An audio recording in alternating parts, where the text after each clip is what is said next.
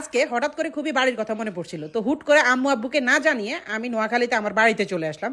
তো বাড়িতে ঢুকতে ঢুকতে আসলে ভাবতেছি যে সবাই হঠাৎ করে কি মনে করবে, দুপুর 12টা বাজতেছে, হুট করে ও কোত্থেকে আসলো। তো চলে আসলাম আম্মা আব্বার সাথে দেখা করতে, কিন্তু বাড়িতে এসে যে কাহিনীটা দেখলাম দেখে আমি অবাক। ওনারা আমারে না জানিয়ে বাড়ির মধ্যে অনুষ্ঠান করতেছে। আমার আব্বার ভোটের 1 বছর হয়েছে, আইসা দেখি বাড়িতে রুটি আর হাঁসের মাংসের পার্টি চলতেছে। রুটি আর হাঁসের মাংসের পার্টি। তো আমি চিন্তা করলাম যে যেহেতু আইসাই পড়লাম, যাক আমার ভাগ্য তো ভালো। আম্মা কয় তোর ভাগ্য ভালো, তোর আব্বা দেখলে তোর আমার চিল্লাচিল্লি করে। আম্মা চিন্তায় আছে, আব্বা কইব যে কিছু হইলে ওরে শুধু বাড়িতে আনে, ওরে শুধু বাড়িতে আনে। আসলে আম্মা তো আনে নাই, আমি হুট করে চলে আইসি বাড়িতে। আইসা এই আয়োজন দেখে আমি তো অবাক। আর সবচেয়ে মজার কথা হচ্ছে কি, আমার যে প্রবাসী ভাইয়েরা বা অনেক ভাইয়েরা আছে যারা মাটির চুলার রান্না খুব কম খায় এবং বাড়িতে বাড়িতে বসে রান্না কম খায়। তো আমাদের এখানে মোট 8টা হাঁস জবাই হয়েছে, 8টা হাঁসের মাংস। হাঁসের মাংস আগে রান্না করা শেষ। এই যে একটা হচ্ছে জোলালা মাংস, একটা হচ্ছে ভুনা মাংস, 2 ধরনের হাঁসের মাংস আছে। তো মানে যেহেতু একটু শীত শীত পড়তেছে, শীতকালে মনে করেন যে একটু হাঁসের মাংস আর রুটি হলে জমে ক্ষীর রাতের বেলা। তো যারা যারা এটা পছন্দ করে তারা তো অবশ্যই বুঝে নেয়। আর সাথে আছে পিন্নি। হ্যাঁ, তো মাটির চুলার রান্না তো বুঝেনি ভাই, যারা প্রবাসে আছে বা যারা বাইরে থাকে, মাটির চুলা অনেকদিন রান্না বান্না খায় না, তারা এই জিনিসটা দেখলে অনেক বেশি মিস করবে এবং তাদের হয়তো জিভে জল চলে আসবে। যেমনটা আমার কাছেও, কারণ আমি হয়তো 2 মাস 3 মাস 4 মাস পর পর একবার যায় বাড়িতে খাওয়া দাওয়া করে মাটির চুলার রান্না। আম্মা যদি শাকসবজিও রান্না করে ওইটাই মজা লাগে। আর এই যে গ্রামের তো বুঝেনি রুটি কি সুন্দর বানায়। দেখেন আমরা সবসময় হোটেলে রুটি খাই, আর গ্রামের হেঁড়া বেলিনের মধ্যে যে রুটিটা বানায়, এই রুটিটার সৌন্দর্য অন্যরকম। আপনারা দেখেন এই যে আমার মা চাচিরা বানাইতেছে।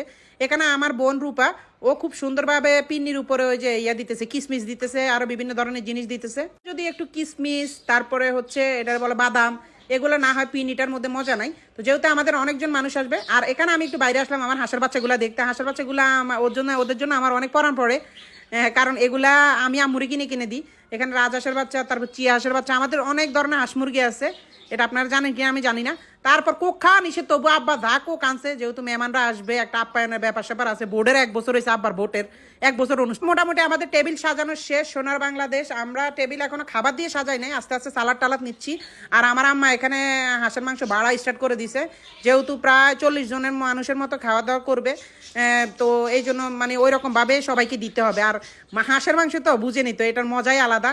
আর আমার মার হাতে রান্না আল্লাহর রহমতে অনেক মজা।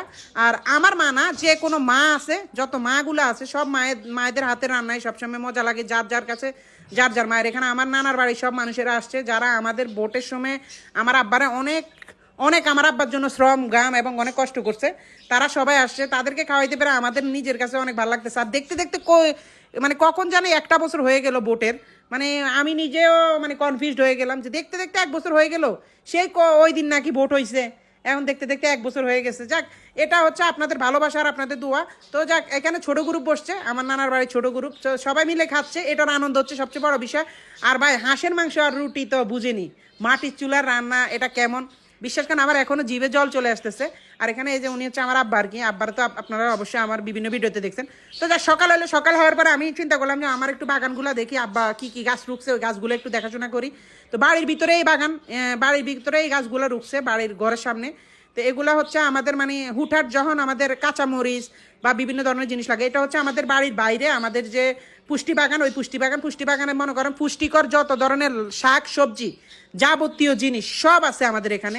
আপনারা অবশ্যই নোয়াখালীতে আসলে অবশ্যই আমার ফেসবুকে মেসেজ দিবেন বা কল করবেন, আপনারা আইসা আমাদের পুষ্টি বাগান থেকে এই সবজি নিয়ে যাবেন। ফ্রেশ সবজি যাদের পছন্দ অবশ্যই আমাদের এখান থেকে নিয়ে যাবেন। আপনাদের সবার দাওয়াত রইল।